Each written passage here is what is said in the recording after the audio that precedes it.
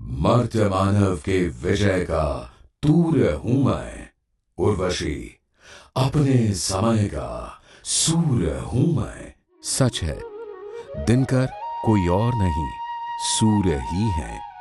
हिंदी हृदय के, कविता पटल के, शब्द शिखर से भाषा को आलोकित करते दिनकर। संपूर्ण नाम रामधारी सिंह दिनकर।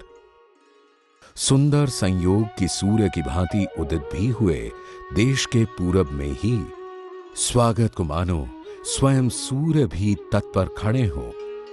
तो मैं ही क्यों रहूं सदा तपता मध्याह्न गगन में, नए सूर्य को क्षितिज छोड़ ऊपर नभ में आने दो। समूचा राष्ट्र, खासकर हिंदी जगत चिर कृतज्ञ है बेगूसराय बिहार के गांव सिमरिया का। धरा के इसी भाग्यशाली अंश से उदित हुआ भारतीय साहित्य का नया सूर्य। तारीख 23 सितंबर सन 1908। पिता बाबू रवि सिंह और माता मनरूप देवी। काल कोख भूपाल सब धन्य हुए, सब पूज्य हो गए। हों भी क्यों ना, अंधतम के भाल पर पावक जलाने, बादलों के शीश पर स्पंदन चलाने। एक शिशु ने पांव यहां धरे थे, वो भी तब जब भूख, भय और अभाव भारत की तकदीर से जुड़ गए थे। ब्रिटिश हुकूमत को फिक्र कहां थी भारत की। सिमरिया और दिनकर का घर उस भारत से अलग नहीं थे। दिनकर का कांच मन गरीबी की आंच पर पहले दिन से ही चढ़ता रहा, पकता रहा। विघ्न बड़े आगे थे और दिनकर को उफ भी कभी नहीं कहना था। 2 साल की उम्र ही क्या होती। अभी तो मां की गोद से उतरना भी नहीं सीखा था कि पिताजी का साया सिर से उठ गया। पड़ोसी गांव बारों में था प्राइमरी स्कूल, वहीं शुरू हुई पढ़ाई लिखाई। सूर्य कब आत्म केंद्रित हुआ है जो दिनकर हूं। दिनकर को खबर थी पड़ोस की, परिवेश की, चिंतन और चिंता भी। किसी एक बच्चे की बिलबिलाहट में सामूहिक क्रंदन स्वर सुनना सीख गए थे दिनकर। उसमें शामिल था उनका अपना बचपन भी। हटो व्योम के मेघ पंथ से, स्वर्ग लूटने हम आते हैं।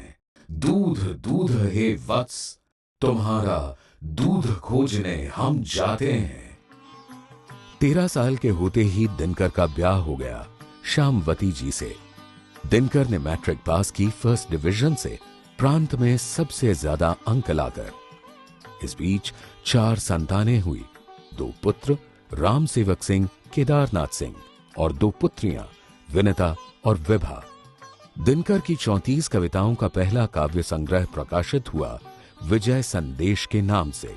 सिमरिया के इस अनमोल नगीने ने अपनी पहली चमक बिखेरी थी तब। टूट नहीं सकता ज्वाला से जलतों का अनुराग सखे, पिला पिला कर खून हृदय का पाल रहा हूं आग सखे। बरदलोई के सफल संग्राम पर सरदार पटेल से प्रेरित होकर दिनकर ने बरदलोई की वंदना की। बलिरति जोड़नी रिपुरद तोड़नी, अरि गौरव गिरी गर्व मरोड़नी। कठिन कर्म सारणी तू सत्वर विल्सन मारणी, वंदे वीर बारदोली वंदे। 24 वर्ष के होते होते दिनकर पटना कॉलेज से ग्रेजुएट हो गए। दिनकर के क्षितिज छोड़ ऊपर नभ में आने का, छा जाने का वक्त भी आ गया। 1933 में हिमालय पर कविता रचकर दिनकर साहित्य पटल पर चिरंजीवी हो गए। मेरे नगवती मेरे विशाल, साकार दिव्य गौरव विराट। पौरुष के पूंजीभूत ज्वाल, मेरी जननी के हिम किरीट। मेरे भारत के दिव्य भाल, मेरे नगवती मेरे विशाल। दिनकर एक रहस्य की तरह कदम कदम अचंभित करते गए। समझे कौन रहस्य, प्रकृति का बड़ा अनोखा हाल। गुदड़ी में रखती चुन चुन कर बड़े कीमती लाल। 1935 में रेणुका और 1939 में हुंकार के प्रकाशन के साथ ही भारतीय साहित्य को ओज की कविता की नई जमीन और उसका नया नायक मिल गया। खम ठोक ठेलता है जब नर, पर्वत के जाते पांव उखड़, मानव जब जोर लगाता है, पत्थर पानी बन जाता है। रश्मि रथी में दिनकर नई तपिश के साथ सामने आते हैं, हक, हिस्से और पहचान से वंचित वर्ग को, कर्ण को नया स्वर देने। जाति जाति रटते जिनकी पूंजी केवल पाखंड, मैं क्या जानू जाति, जाति हैं ये मेरे भुजदंड। गणतंत्र प्रजा का यज्ञ है। भारतीय गणतंत्र के मुहूर्त पर दिनकर इसे कुछ यूं बयां करते हैं। फावड़े और हल राजदंड बनने को है, धूसरता सोने से श्रृंगार सजाती है। दो राह समय के रथ का घर घर नाद सुनो, सिंहासन खाली करो कि जनता आती है। तप और सहिष्णुता दिनकर के बल हैं। कुरुक्षेत्र में कुछ यूं रेखांकित भी करते हैं। तप से, सहिष्णुता से, त्याग से सुयोधन को जीत, नींव नई इतिहास की मैं धरता। दिनकर पुरुरवा बनकर उर्वशी के सामने कोमल प्रेम की प्रस्तुति भी देते हैं। जब से हम तुम मिले, रूप के आगम फूल कानन में, अनिमिष मेरी दृष्टि किसी विस्मय में डूब गई है। भारतीय संस्कृति की व्यापकता और मौलिकता को लेकर दिनकर खूब सजग दिखे। उनकी गद्य कृति संस्कृति के 4 अध्याय इसी का उदाहरण है।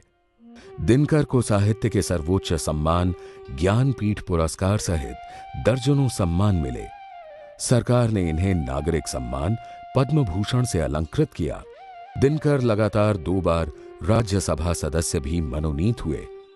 सन 1962 के चीनी आक्रमण पर दिनकर ने अपने ओज पुरुष परशुराम को याद किया। गर्दन पर किसका पाप वीर ढोते हो, शोणित से तुम किसका कलंक धोते हो।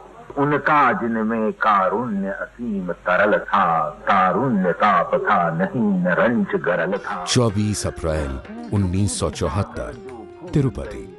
श्रोताओं को रश्मि रथी के तीसरे सर्ग से श्री कृष्ण के विराट रूप का दर्शन कराते हुए ये स्वर भी शब्दों के विशाल नभ में तिरोहित हो गया। दिनकर अपने आखिरी उद्घोष को भी सच कर गए। मरण कोट पर चढ़ जीवन की ध्वजा उड़ाकर, मैं मृत्युंजय कवि प्रकाश की जय का गान करूंगा।